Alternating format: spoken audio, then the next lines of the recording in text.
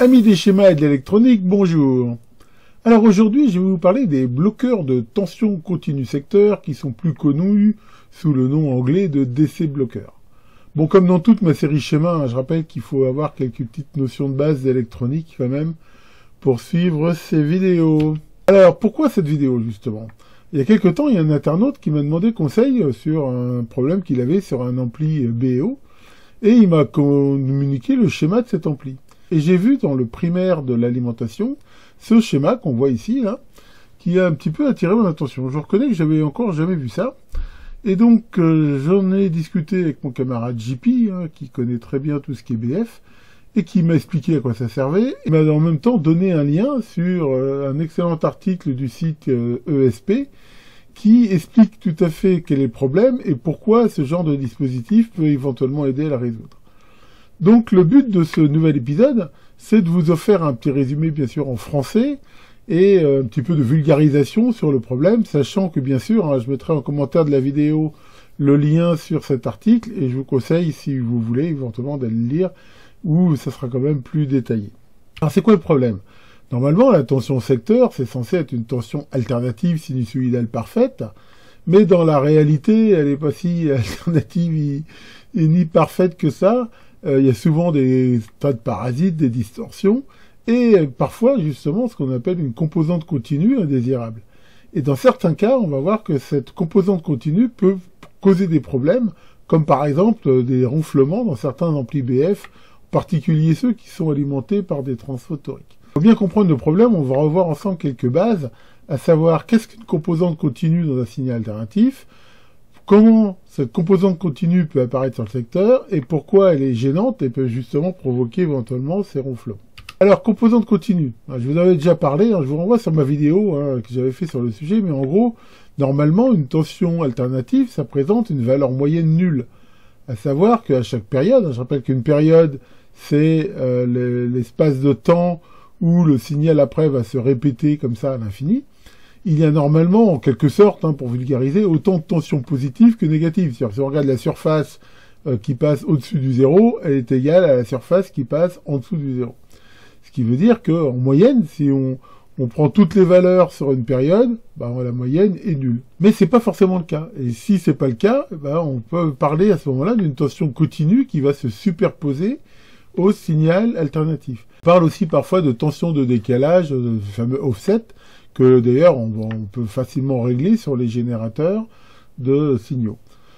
Rapidement, si on regarde la formule typique d'un signal sinusoïdal, sans offset, on voit que la tension, c'est A sinus oméga t plus phi, donc A c'est l'amplitude, sinus oméga t, en fait c'est la fonction périodique, je rappelle que la fonction sinus rendra toujours une valeur entre plus 1 et moins 1, en faisant des paramètres. Donc au fur et à mesure que le temps augmente, oméga c'est la pulsation qui vaut 2πf, le signal va évoluer comme ça, entre plus 1 et moins 1, donc multiplié par l'amplitude, sachant que le phi ici, je rappelle, c'est le décalage, en fait c'est à quel moment, ici, on commence à étudier la fonction. Et donc, sans offset, on comprend bien que la fonction sinus donne autant de valeurs positives que négatives, et que la moyenne est nulle. Si on a un offset, il va se rajouter à cette formule, justement, une composante continue, qui apparaît ici, sous forme de VDC. Et si on regarde ici, on voit bien qu'à ce moment-là, la tension va osciller, on va dire, autour d'une valeur moyenne, mais qui n'est pas nulle. Par exemple, on peut très bien avoir une tension de 5 volts, et sur lequel va se superposer une tension alternative, qui va varier donc de 6 volts à 4 volts, ainsi de suite. D'ailleurs, on peut facilement le visualiser sur un oscilloscope, ce qu'on peut faire maintenant. Bien, pour toutes les manips qu'on va faire dans cette vidéo, j'ai voulu utiliser cet oscilloscope Rigol que je vous ai déjà présenté, le DHO 814, avec ici cette petite breadboard là pour mettre les composants pour faire les manips. Je vais utiliser un générateur DDS BF Siglent pour générer la sinusoïde à 50 Hz, et de façon à ce que ça soit plus sympa au niveau du rendu, au lieu de filmer l'écran, ce qui n'est jamais terrible, je vais profiter du fait qu'on peut dupliquer l'écran de cet oscilloscope sur le PC, ce qui fait que je vais pouvoir capturer l'image et l'enregistrer, ce qui à mon avis permettra d'avoir un meilleur rendu, sachant que ce qu'on va particulièrement regarder ici, c'est la mesure de la tension moyenne que j'ai affichée ici à droite. Alors c'est parti. Alors déjà, pour voir cette notion de tension moyenne, Bah là, j'ai donc mis ici le générateur, donc là sur une charge de 100 ohms. Et on peut voir quand même que la tension moyenne affichée ici, elle n'est pas nulle. Pourquoi elle n'est pas nulle? Elle n'est pas nulle pour plusieurs raisons. D'abord parce que déjà des erreurs de mesure qu'il y a un petit peu. Hein. Déjà, on peut voir que si j'échantillonne plus d'échantillons, on voit que c'est meilleur, hein, c'est de l'ordre de 10 millivolts.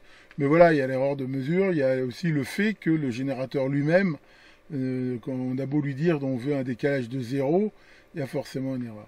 Enfin voilà, on va considérer ici que c'est très très faible, hein, 10 millivolts, c'est un nul. Donc là, si au niveau du générateur, je vais changer ce qu'on appelle l'offset, voilà, par exemple là, je mets un offset positif, on voit très bien que la valeur moyenne change. Ici, on voit que là j'ai 600 millivolts, et ça peut aussi être négatif. Voilà, là je mets un décalage négatif. Enfin voilà, on voit bien ici que quand je rajoute une tension continue, ou que je l'enlève en négatif, au signal ici sinusoïdal, et ben ça change bien ici la valeur moyenne. Comment cette composante continue peut éventuellement apparaître sur la tension secteur? Alors, il y a plusieurs causes possibles, mais très généralement, ça va venir de charges asymétriques. L'idée, c'est que on va avoir des charges qui vont consommer plus sur une alternance que sur son opposé, et comme il y a une résistance interne de la source, eh ben, ça va décaler la tension moyenne. Et pour ça, on va pouvoir le visualiser très facilement avec un petit montage. Si on regarde par exemple ici un générateur, qui a une impédance de sortie de 50 ohms, et qu'on lui met une charge comme ça qui est asymétrique avec cette diode, on voit que là, sur l'alternance positive, il va passer un courant relativement important ici dans la diode via ici la résistance de 100 ohms, alors que pour les alternances négatives, il n'y a rien qui passe, à part la charge de l'oscillo qui est, je veux dire, minime. Donc là, on va pouvoir constater qu'en faisant ça, en gros, il va y avoir une dissymétrie dans la mesure où les alternances positives vont être moins hautes que les négatives, et à ce moment-là, c'est ça qui va créer finalement cette composante continue. Alors justement, on va faire cette manip et pouvoir le constater avec l'oscilloscope. Alors maintenant, pour voir justement comment une charge asymétrique peut changer la valeur moyenne, donc là je suis toujours réglé avec un offset de 0, et ce que je vais faire, c'est que je vais mettre donc justement une diode en série avec la charge, donc voilà, et là on voit nettement que le fait d'avoir mis cette diode, on voit que ça décale la tension moyenne, là qui est maintenant de 127 millivolts, simplement par la présence de cette diode. Pourquoi? Parce que comme j'ai expliqué, dans la mesure où ça tire plus sur l'alternance positive que sur l'alternance négative, la valeur moyenne a tendance à changer à cause de la résistance interne du générateur. Donc on voit bien ici comment une charge, je veux dire comme ça, dissymétrique, peut changer la tension moyenne. Alors pour finir, voyons pourquoi cette composante continue peut poser problème.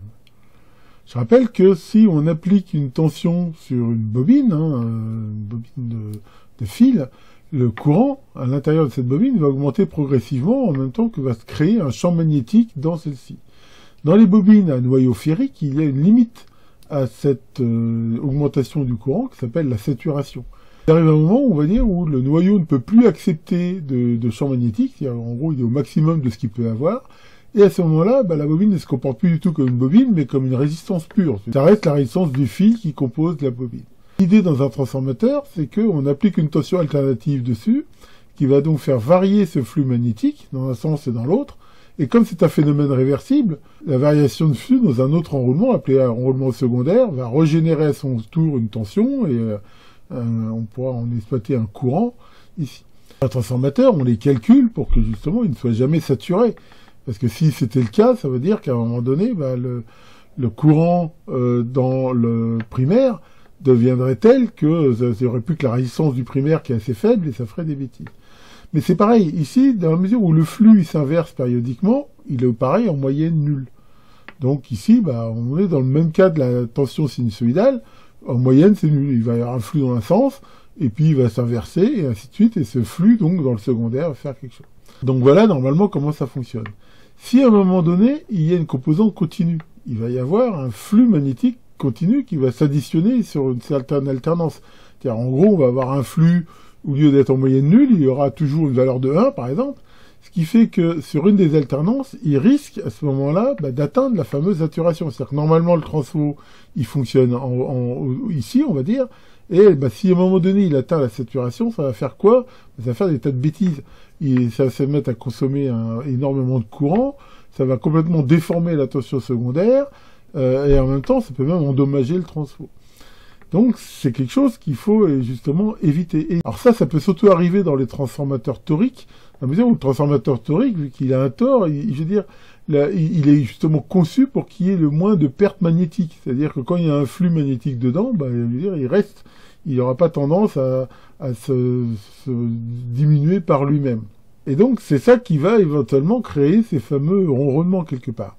Alors ça, on va surtout le voir sur des transfos de puissance assez importante, parce que plus le transfo a une puissance importante, généralement plus sa résistance de primaire est faible, ce qui fait que souvent, même une tension continue faible de quelques millivolts, il n'y a pas besoin d'avoir beaucoup, ça va suffire pour on va dire le prémagnétiser dans un sens, si on veut, et donc fait qu'on risque de commencer à atteindre cette limite de saturation sur une alternance, et c'est ça qui va créer le ronronnement. Alors, quelle est la solution pour éviter ça? L'idéal, c'est de ne pas avoir de composante continue. Mais dans la réalité des cas, en fait, c'est souvent quasiment impossible de trouver la source, la cause de cette composante continue. Donc là, l'idée, je veux dire, voilà, dans la mesure où on peut pas prévenir, on va guérir. Et la méthode la plus classique, je vais vous montrer ça pour enlever la composante continue, c'est de mettre un condensateur en série avec charge, ce qui fait que le condensateur ne laissant passer que l'alternatif, il y aura plus de composante continue. Et quand on fait ça, on calcule le condensateur de façon à ce qu'il ait une impédance qui soit faible, à la plus basse fréquence de travail qu'on veut avoir, ici ça serait 50 Hz, de façon à ce que il fasse pas de perte. Je rappelle que l'impédance d'un condensateur, on peut le voir un peu comme une résistance. Si on met une résistance en série avec une charge, ça va diminuer le courant dans la charge. Alors là, on ne veut pas. On veut que le transformateur marche au mieux de sa puissance. Donc ici, ça veut dire qu'il faudrait qu'il y ait une impédance qui soit très faible, d'autant plus faible que c'est un transformateur de puissance.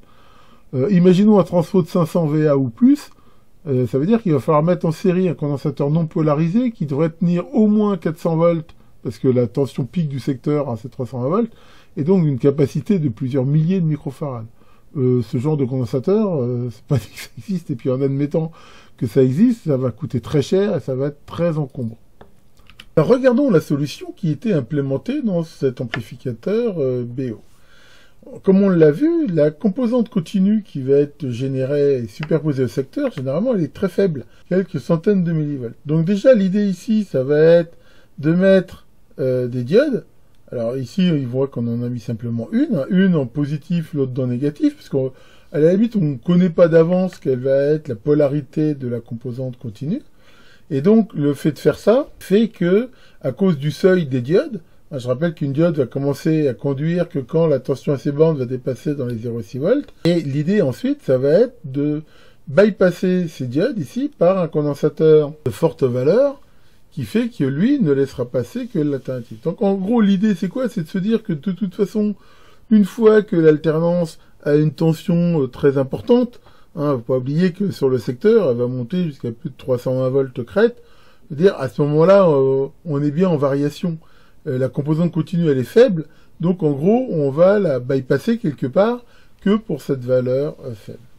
Donc ici, si on regarde ce montage, on voit que, normalement, la tension ici aux bandes du condensateur, elle dépassera jamais, ici, le seuil max des diodes. Même à courant important, ça ne devrait pas dépasser 2 volts, et encore, souvent, même moins. Donc ça, c'est un petit peu le principe. Alors, on peut voir sur ce schéma, ils ont mis un condensateur électrochimique, qui est d'une valeur relativement élevée, et on pourrait se dire, de temps en temps, il va être polarisé à l'envers. Alors, il faut savoir que sur les modèles électrochimiques, généralement, ils acceptent une tension inverse, tant qu'elle est pas trop élevée.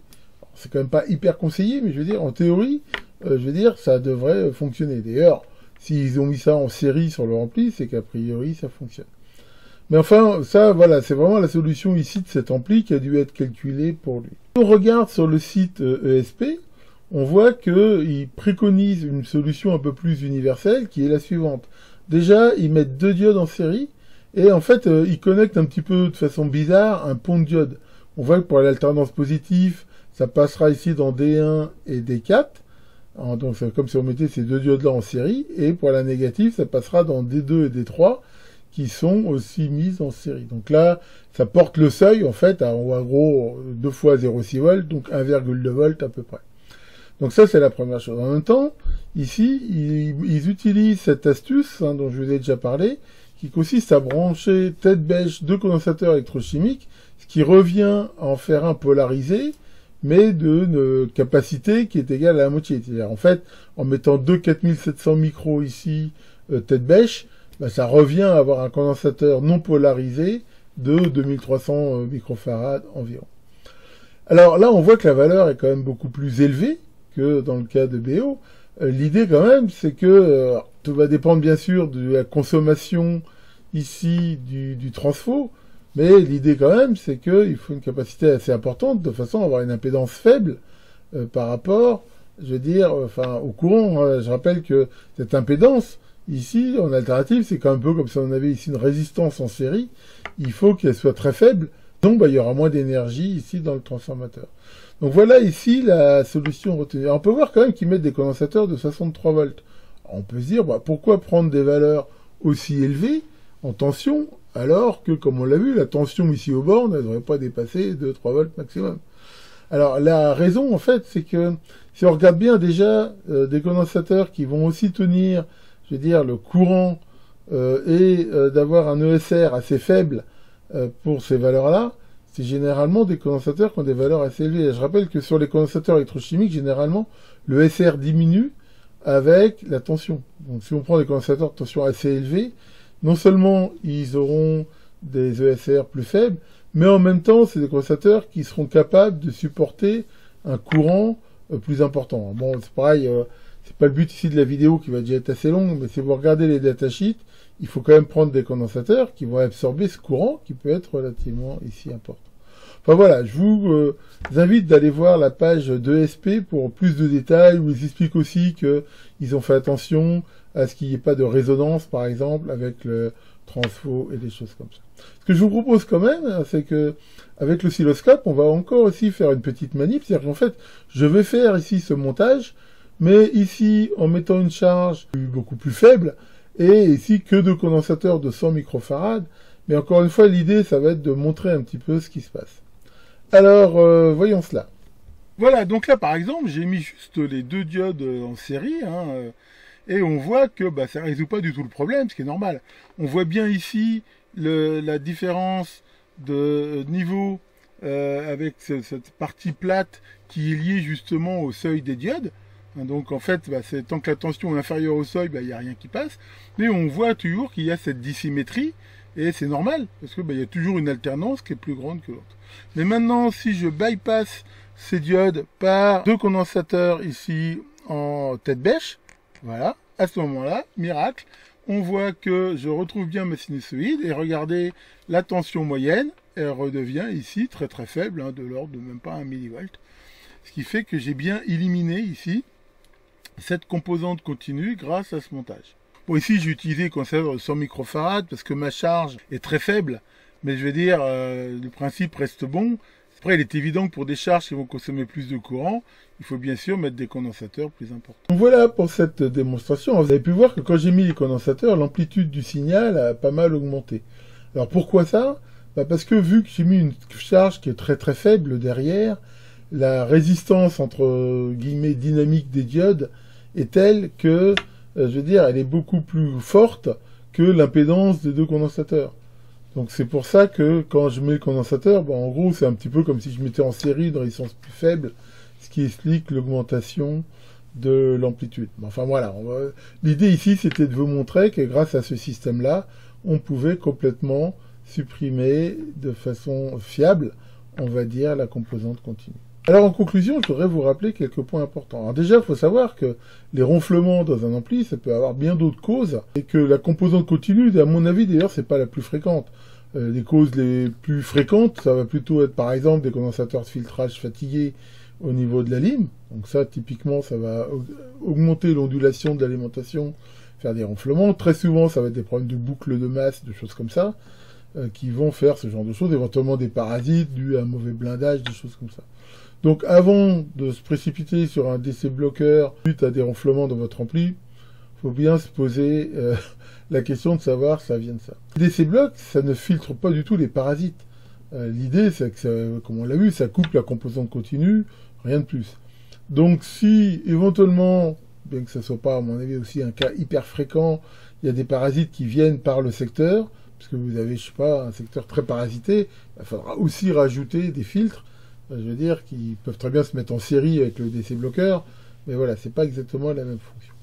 Alors, en même temps, ce genre de DC bloqueur, ça va être utile déjà sur des amplis qui sont assez puissants et alimentés par des transfos, en particulier les transformateurs toriques, parce que comme je l'ai dit, comme ils ont des faibles pertes magnétiques, ils y seront plus sensibles qu'à la composante continue. Si, comme c'est de plus en plus de cas, vous avez un système qui est alimenté par une allumette découpage, ça n'aura absolument aucun effet. En faisant des recherches sur le sujet, là, j'ai vu un gars qui disait que ça avait aussi amélioré sur une allumette découpage. Il faudrait qu'on m'explique pourquoi. Je rappelle que dans les allumettes découpage, la première chose qu'on fait, c'est de redresser le secteur pour en faire une tension continue. Donc là, s'il y a une alternance après le pont de diode qui fait un volt de plus que celle d'avant, à mon avis, ça va pas faire grand-chose sur la tension du secondaire. Donc c'est vraiment un problème qui est propre au transformateur. Alors, j'ai vu aussi qu'il y avait une sorte de course un peu ridicule à celui qui a la plus grosse. Hein. Quel sera le condensateur le plus gros? Et comme c'est d'ailleurs très bien expliqué dans l'article, là, mettre des condensateurs trop gros, au bout d'un moment, ça va être contre-productif. Pourquoi? Parce que plus un condensateur est gros, plus il faut de courant pour le charger. Et donc, bah, avec la résistance, je veux dire, interne du secteur, il va arriver un moment où ça va justement être contre-productif, à mesure où le condensateur n'arrivera pas à se charger complètement. De même, mettre un condensateur trop faible, bah là fait que justement on va revoir un petit peu ces crêtes dues au diode. L'impédance du condensateur sera trop faible par rapport à la charge. Donc ici, comme dans tout, il faut mettre la bonne valeur. Je pense que les valeurs préconisées dans le schéma devraient convenir dans la plupart des cas. Et après, bien sûr, bah, attention un petit peu au délire audiophile. Quand on regarde un peu ces DC blocs, on voit des prix qui, à mon avis, sont complètement déments. On a vu ce qu'il y a dedans, il y a un pont de diode et 2 condensateurs, quoi. Et j'ai vu des trucs à plus de 200 €, voire plus, on se demande pourquoi. Puis alors toujours avec des trucs complètement débiles, genre des condensateurs à la cire d'abeille, à la graisse de tulu, ou je sais pas quoi. Enfin bon, encore une fois, ça sert à rien de faire ce genre de choses. Comme on voit le principe de fonctionnement, ce qui est important, c'est d'avoir des condensateurs éventuellement avec des ESR assez faibles, des condensateurs qui tiennent le courant, je veux dire, consommé par le transfo. Mais voilà, c'est pas la peine d'aller chercher des condensateurs d'hyper-compétition, ça apportera strictement rien, à part de dépenser son argent pour rien. Voilà donc pour cette vidéo, j'espère que ça vous aura intéressé. Encore une fois, mon idée était de faire un petit peu de la vulgarisation sur le sujet. Si vous voulez plus d'infos, je vous conseille la lecture de cet article, dont j'ai mis le lien en commentaire de la vidéo. Alors c'est en anglais, mais je pense qu'avec un traducteur automatique, vous pourrez le voir dans un français à peu près correct. Et l'article est très très bien fait, je pense, et vous donnera éventuellement plus d'informations si vous voulez approfondir le sujet. En tout cas, merci à JP de m'avoir indiqué cette source d'informations. C'est vrai que, bizarrement, j'avais jamais encore vu ce genre de schéma, et comme quoi, on en apprend tous les jours. Tiens, Caroline, ça va, Caroline? Ah, dis-moi, j'ai appris que tu avais une demi-sœur. C'était à cause de quoi? Des pères différents? Non, un requin. Oups. Bon, allez, là-dessus, évitez tension continue dans vos amplis, et à très bientôt pour de nouvelles vidéos.